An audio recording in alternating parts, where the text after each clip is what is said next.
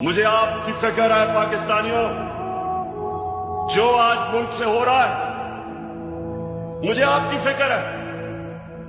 बिस्मिल्लाहिर्रहमानिर्रहीम, अस्सलातु वस्सलामु अलैका या सय्यदी या रसूल अल्लाह, अस्सलातु वस्सलामु अलैका या सय्यदी या हबीब अल्लाह।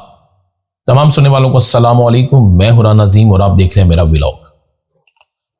एक आलिम दीन को शहीद कर दिया गया। कातिल कौन है? क्या दहशतगर्द का कोई मजहब होता है?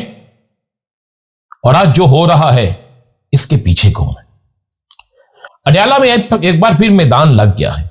आज तो अडयाला में तहरीक इंसाफ ने कमाल कर दिया। तहरीक इंसाफ की एक बड़ी तादाद अडयाला पहुंच गई। रुकावटें, गिरफ्तारियां किसी को ना रोक सकी।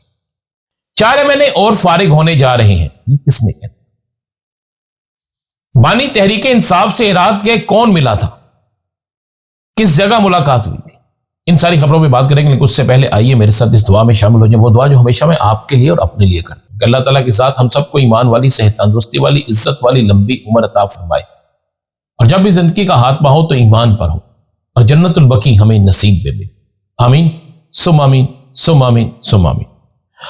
पाकिस्तान की सियासत में इतनी तेजी आ गई है कि अब एहतजाज शुरू हो गया है, अब सड़कों पर निकलना शुरू हो गया है, जबकि बाकी मामलात भी सामने हैं। आज एक ऐसी शख्सियत को शहीद कर दिया गया जिसका सियासत से कोई ऐसा लेना देना नहीं था, जो एक ईमान की रूह को ताजा करते थे। एक आलिम दीन को केबीके के अंदर शहीद कर दिया गया। दहशतगर्द का कोई मजहब नहीं, दहशतगर्द का कोई दीन नहीं, दहशतगर्द का कोई मुल्क नहीं। इस सुबह सवेरे मिलने वाले इस खबर के बाद हर दिल इंतहाई गमी में चला गया। और मैं आज यही बात कहूंगा कि तमाम सियासी जमातों को दहशतगर्दी के खिलाफ एक पेज पे हो जाना चाहिए। आज जब पूरी दुनिया के अंदर पाकिस्तान को माना जाता तो उस वक्त भी पाकिस्तान के अंदर कोई दहशतगर्दी हो रही है तो वो लोग कर रहे हैं जो पाकिस्तान के दुश्मन हैं। आइए मिलकर इस दुश्मन को सबसे पहले शिकस्त दें, क्योंकि सबसे पहले पाकिस्तान होगा तो सियासत होगी, पाकिस्तान होगा तो लीडरशिप होगी, पाकिस्तान होगा तो बाकी मामलात होंगे, और इंशाल्लाह पाकिस्तान रहेगा। तो आइए मिलकर इस पाकिस्तान को बचाने के लिए सबसे पहले अपना अपना किरदार अदा करें, खत्म कर दें इख्तलाफात, बाद में देख लेंगे सारा। यह आगाज में मैंने इसलिए कहा कि हम सब पहले पाकिस्तानी हैं। अब जरा बात करते हैं कि होने क्या जा रहे हैं। रात को एक एम्बुलेंस अडयाला से निकलती है, उसके बाद कहीं चली जाती है, लेकिन एक खबर जिसे कंफर्म किया जाता है, वो खबर कंफर्म यह है कि अडयाला में एक मुलाकात हुई है, अडयाला के बाहर भी एक मुलाकात हुई, और कहा जा रहा है कि इस मुलाकात में बानी तहरीक इंसाफ की रजामंदी, बानी तहरीक इंसाफ शामिल थे, और यह मुलाकात बजरिया बुशरा बीबी के जरिए पैगाम पहुंचा गया, या बुशरा बीबी की मुलाकात हुई है, कोई ना कोई ऐसा वाक़या। जुराए कहते हैं कि बानी तहरीक इंसाफ को एक पैगाम दिया गया कि आइए मिलकर इस मुल्क की बेहतरी के लिए काम करते हैं। तो बानी तहरीक इंसाफ ने एक ही बात की, जहां पे मुल्क की बात होगी सबसे पहले मैं होऊंगा। मुल्क से ज्यादा अजीज मुझे कोई चीज नहीं है, लेकिन मुल्क की बेहतरी के लिए आपको हमारी तजावीज भी सुनना होगी और उस पर भी अमल करना होगा। बानी तहरीक इंसाफ के हवाले से चंद दिनों में एक ऐसी बड़ी ब्रेकिंग न्यूज आने वाली है, जिस बड़ी ब्रेकिंग न्यूज के बाद आप कह सकेंगे कि पाकिस्तान की सियासत में वो हो गया जिसके मतलब किसी ने सोचा सुना जाना तक नहीं था। ये मैं आपको बिल्कुल वो खबर दे रहा हूं जो होने जा रहा है, बल्कि ऐसी खबर है कि इस खबर के बाद आप कह सकते हैं कि सियासत में सब कुछ तब्दील होने जा रहा है। ना सिर्फ सब कुछ तब्दील होने जा रहा है, बल्कि सियासत में कुछ ऐसा होने जा रहा है कि आप तसव्वुर नहीं कर सकते। क्योंकि आज आपने देखा कि अडयाला के बाहर क्या हुआ, आज आपने देखा कि अडयाला में किस तरह लोग पहुंचे, आज आपने देखा कि इन तमाम सख्तियों के बावजूद, तमाम इन हालात के बावजूद अडयाला में लोग पहुंचे, गिरफ्तारियां, बाकी चीजें एक बड़ी मामूली सी चीज रह गई। ना सिर्फ अडयाला में लोग पहुंचे, बल्कि लोगों ने अडयाला पहुंचकर भरपूर तरीके से अपना एहतजाज रिकॉर्ड कराया। अडयाला में क्या हुआ, मैं पहले आपको वो दिखाना चाहता हूं।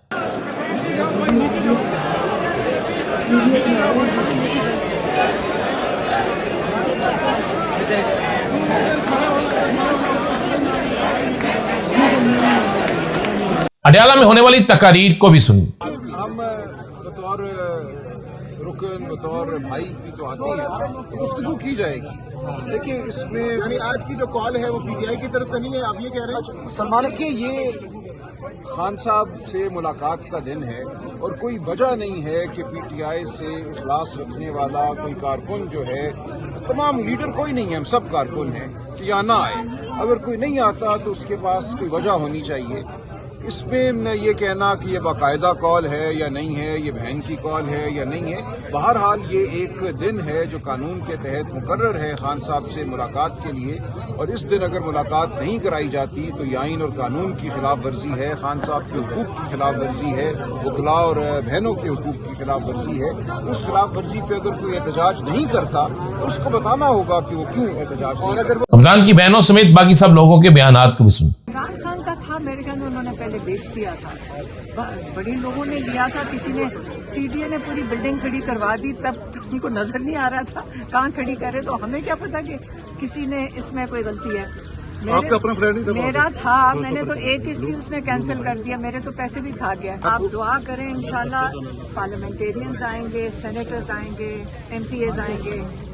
عمران خان کی پارٹی، عمران خان کی یہی عہدیدار ہیں، لیڈرز ہیں، انشاءاللہ وہ آئیں گے، ہم دعا کر سکتے ہیں۔ ہم نے اپیل تو کر دی ڈائریکٹلی ان سے، ہم نے ڈائریکٹلی ان سے اپیل اس کی فیملی نے کی تھی کہ ہمارے پاس اور کون سا فورم ہے کہنے کے لیے، اس لیے ہم چاہ رہے ہیں، ہم اپیل کر رہے ہیں۔ آپ نے یہ سارا کچھ دیکھا، سنا، جان لیا، اب وقت کوئی ایسا آنے والا ہے کہ جس سے لگتا ہے کہ واضح طور پر کوئی بڑی تبدیلی کے آثار آ رہے ہیں۔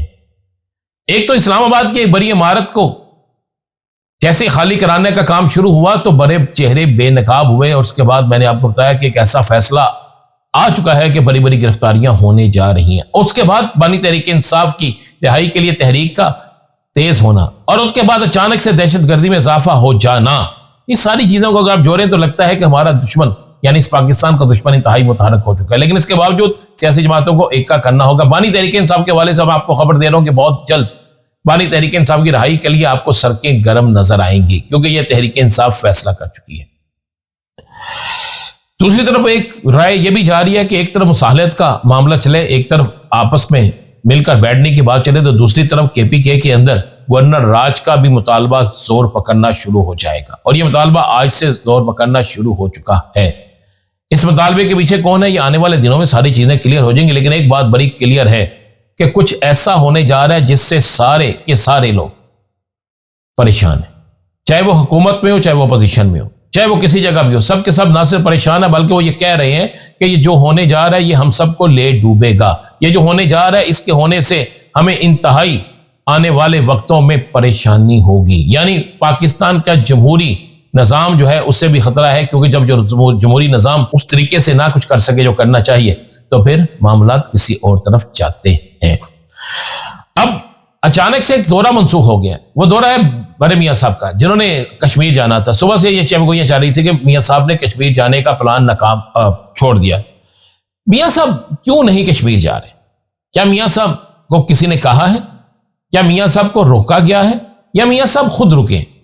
کوئی نہ کوئی چیز ضرور ہے جو چھپائی جا رہی ہے۔ لیکن آج جو سب سے بڑی بات کی ہے وہ کی ہے شفقت عوان نے، جو ایم این اے ہے تحریک انصاف، انہوں نے کہا ہے کہ اگلے 2 سے 3 ماہ میں ہم 4 ایم این اے اسمبلی سے فارغ ہونے جا رہے ہیں، کیونکہ ہمیں کہا گیا کہ یہاں تو خاموش ہو، جو اگر خاموش نہیں ہوگے تو پھر آپ کو فارغ کر دیا جائے گا۔ کیا ایسا ہونے جا رہا ہے؟ شفقت عوان کا یہ بیان ہے، اور اگر واقعی ایسا ہونے جا رہا ہے تو پھر اس کا مطلب مفاہمت نہیں، مزاحمت کی سیاست شروع ہونے والی ہے۔ کیا ہوگا بتائیں گے آپ کو اگلے بلاگ میں، اجازت دیجیے، اللہ حافظ۔